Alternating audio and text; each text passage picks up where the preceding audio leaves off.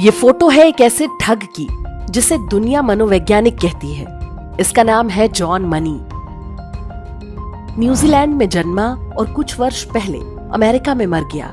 इसका कहना था कि gender of a person is not biological but the result of upbringing, यानी लड़का या लड़की होना प्रकृति नहीं बल्कि समाज तय करता है। हम लड़का या लड़की पैदा नहीं होते, हमारे माँ बाप और समाज हमें वैसा बना देते हैं। आप कहेंगे कि ये क्या बकवास है। जन्म के समय से ही प्रकृति तय कर देती है कि कौन लड़का है और कौन लड़की। कुछ लोग थर्ड जेंडर के भी हो सकते हैं। मानव ही नहीं, विश्व के हर जीव पर यह नियम लागू होता है। कोई भी सामान्य समझ वाला व्यक्ति यही कहेगा कि जॉन मनी मनोवैज्ञानिक नहीं बल्कि कोई मनोविकृत व्यक्ति रहा होगा। लेकिन इसी दुनिया में एक ऐसी विचारधारा भी है जिसने जॉन मनी की बातों को हाथों हाथ लिया। देखते ही देखते वो वामपंथ का चहेता बन गया। उन्हें समझ में आ गया कि जॉन मनी की बातें परिवार व्यवस्था को तोड़ने के उनके अभियान में सहायक हो सकती हैं।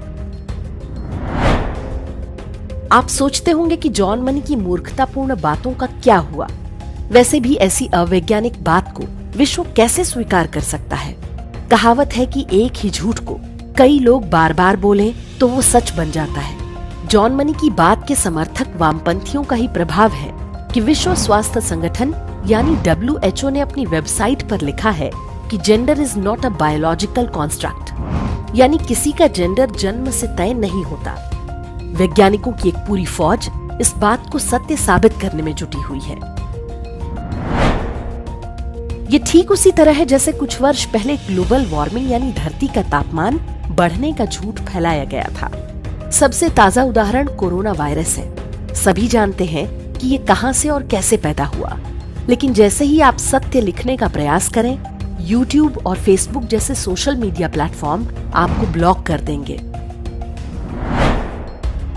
यदि आप में बलपूर्वक अपनी बात मनवाने या हिंसा करने की क्षमता है तो दुनिया आपके हर झूठ को सच मानेगी। तीनों अब्राहमिक मजहबों से लेकर वामपंथियों और लिबरलों तक में यही नियम चलता है। मानवाधिकार क्या होता है?